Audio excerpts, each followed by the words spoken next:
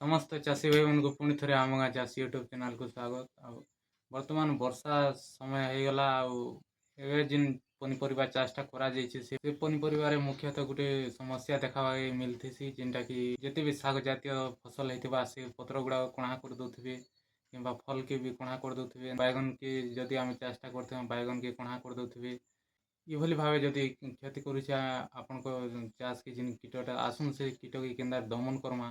ଆଜି ସେଥିଲାଗି ଗୋଟେ ସେ ପ୍ରକାର ଇନସେକ୍ଟିସାଇଡ଼୍ଟେ ଆଜି ଆପଣଙ୍କ ଲାଗି ନେଇ ଆସୁଁ, ଯେନ୍ଟା କେବଳ ଗୋଟେ ଏକା ପ୍ରୟୋଗରେ ଏଇଟା ସବୁ କୀଟକେ ଦମନ କରିପାରବା ଆଉ ଆପଣଙ୍କ ଚାଷକେ ବଞ୍ଚେଇ ପାରବା। ଆସୁନ୍ ଇ ବିଷୟରେ ଆମେ ଆଲୋଚନା କର୍ମା, କେନ୍ତା ପ୍ରୟୋଗ କର୍ମା, କେତେ ମାତ୍ରାରେ ପ୍ରୟୋଗ କର୍ମା ଆରୁ କେନ୍ ଟାଇମ୍ରେ ପ୍ରୟୋଗ କର୍ମା ଠିକ୍ ହିସାବେ ଆମେ ଫସଲକେ ବଞ୍ଚେଇ ପାର୍ମା। ଆସୁନ୍ ଚାଲୁନ୍ ଆଜି ଟେକ୍ନିକ୍ ହିସାବେ ଆଲୋଚନା କର୍ମା। ସବୁ ଚାଷୀ ଭାଇମାନଙ୍କୁ ମୋର ତରଫରୁ ପୁଣି ଥରେ ସ୍ୱାଗତ। ବର୍ଷା ଋତୁରେ ତ ବହୁତ ମାତ୍ରାରେ କୀଟ ଖାଇଦେସନ୍। ଯେନ୍ ପନିପରିବା ଚାଷ କଲେ ବି ପ୍ରଚୁର ମାତ୍ରାରେ କୀଟ ଖାଇଦେସନ୍, ଯେନ୍ଥିଲାଗି ଚାଷୀ ଭାଇମାନଙ୍କର ବହୁତ କ୍ଷତି ହେଇଥିସି। ବର୍ଷା ପଡ଼ିଗଲେନ ଯେନ୍ତାକି ଆମର କାକେର ହଉ, କଲ୍ଲା ହଉ, ଭେଣ୍ଡି ହଉ, ବାଇଗଣ ହଉ, ମୂଲା ଶାଗ ହଉ, ଏଇଭଳିଆ ଅନେକ ପ୍ରକାର ପନିପରିବା ଚାଷ ସମସ୍ତେ କରିଥିସନ୍। ଆଉ ଇ ସମୟରେ ଗୋଟେ ମୁଖ୍ୟ ସମସ୍ୟା ଦେଖାଯାଇଥିସି, ଯେନ୍ଟାକି ଲଞ୍ଜା କିରା ବା ଗଣ୍ଠି ପୋକ ଇତ୍ୟାଦି ଅନେକ ଗୁଡ଼ିଏ ପୋକ ବା କିରା ଥିସନ୍, ଯେନ୍ଟା ଲମ୍ବା ଲମ୍ବା ଥିସନ୍, ସବୁ ପତ୍ରରେ ଖାଇ ଦେଉଥିବେ, ସବୁ କଣା କଣା କରିଦେଉଥିବେ। ବାଇଗଣମାନଙ୍କୁ ଦେଖିଲେ ବି କଣା କଣା କରିଦେବେ। ଏବଂ ଯଦି ଆମର ଶାଗ ଜାତୀୟ ଦେଖ୍ମା ତ ଇ ସମୟରେ ମୂଲା ଶାଗ ବେଶୀ କରି କରିଥିସନ୍। ମୂଲା ଶାଗର ଟେଷ୍ଟ ବହୁତ ମାତ୍ରାରେ ରହିଥିସି।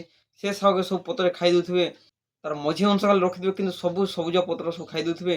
କାକୁଡ଼ି ଚାଷ କରିଥିବେ, ସେ କାକୁଡ଼ି ପତ୍ରକେ ବି କଣା କଣା କରିଦେଉଥିବେ, କାକୁଡ଼ିକେ ବି ଫୁଡ଼ି ଦେଉଥିବେ। ଇ ଭଳିଆ ସବୁ ଚାଷକେ ବହୁତ ମାତ୍ରାରେ ଖରାପ କରିବାରେ ସେମାନେ ଟିକେ ବି ନାଇଁ ପଛନ୍, ବା ବହୁତ ପ୍ରକାର ଇନସେକ୍ଟିସାଇଡ୍ ମାରଲା ପରେ ବି ସେମାନେ ନାଇଁ ଯିବାର୍। ତ ସେ ଜାଗାରେ ଆପଣମାନେ ନିହାତି ଭାବରେ ଆମେ ଯେନ୍ ଆଜି ଆପଣଙ୍କୁ କହେମୁ ସେ ଇନସେକ୍ଟିସାଇଡ୍ଟା ଆପଣ ନିହାତି ଭାବରେ ପ୍ରୟୋଗ କରିବେ। ସେ ଇନସେକ୍ଟିସାଇଡ୍ର ଗୋଟେ ଡୋଜ୍ରେ ଏକା ସବୁ କିରା ଯେତେ ଭିତରେ ଥିଲେ ବି ସବୁ ପାରକେ ସଫା ହେଇଯିବେ। ହଉଛେ ୟୋଦ୍ଧା, ଆଉ ସେ ଆମର ମଲ୍ଟିପ୍ଲେକ୍ସ କମ୍ପାନୀରୁ ବିଲଙ୍ଗ କରୁଛେ, ଯେନ୍ଟାକି ଆପଣମାନେ ପାଇପାରବେ ସ୍ମଲ୍ ପ୍ୟାକିଂ, ବିଗ୍ ପ୍ୟାକିଂ, ବଡ଼ ପ୍ୟାକିଂକେ ପାଇପାରବେ। ଯେନ୍ଟାକି ଢୁଲକିଆ ଆଇବା, 10 ଢୁଲିଆ ଆଇବା, 25 ଢୁଲିଆ ଆଇବା, আর ଅଧିକା ঢোল ବି ପଲେଇ আসবা। আমার পাখে ସେ ଯୁଦ୍ଧାଟା ଅଛେ ବର୍ତ୍ତମାନ ମଲ୍ଟିପ୍ଲେକ୍ସ କମ୍ପାନୀର ଆପଣମାନେ ଦେଖିପାରୁଥିବେ।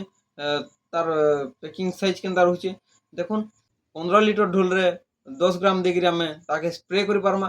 ଆପଣ ପାଣିପାଗକେ ଦେଖିକିରି ଉପରି ବେଲିଆ ସ୍ପ୍ରେ କରିଦଉନ୍। ସକାଳ ବେଲାକେ ଦେଖିବେ ବେଲେ ଆପଣଙ୍କ ଯେନ୍ ଭିତରେ ବି କୀଟ ଥିବା ତ ନିହାତି ଭାବରେ ଝଡ଼ିକିରି ତଲେ ପଡ଼ିଥିବା, ମରିକିରି ପଡ଼ିଥିବା। ଏତେ ମାନେ ତାର ଯୋଦ୍ଧାର କ୍ୱାଲିଟି ଅଛେ।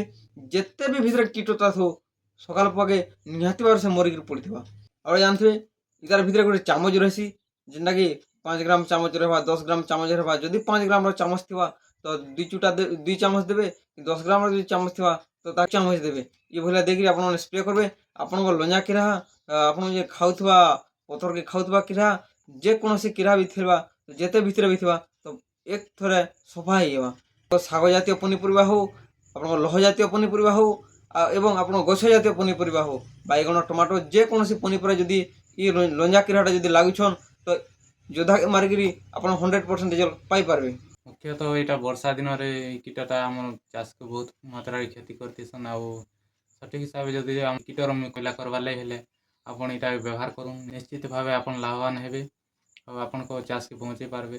ଏନ୍ତା ଏକା ସବୁବେଲେ ଚାଷ ରିଲେଟେଡ୍ ଯାହା ବି ଭିଡ଼ିଓ ଦେଖବାର୍ ଲାଗି ହେଲେ ଆପଣ ଆମର ଚ୍ୟାନେଲ୍କେ ସବସ୍କ୍ରାଇବ୍ କରୁନ୍, ଲାଇକ୍ କରୁନ୍, ଆର୍ କମେଣ୍ଟ ମାଧ୍ୟମରେ ଆପଣଙ୍କ ମତାମତ ନିହାତି ଜଣାବେ।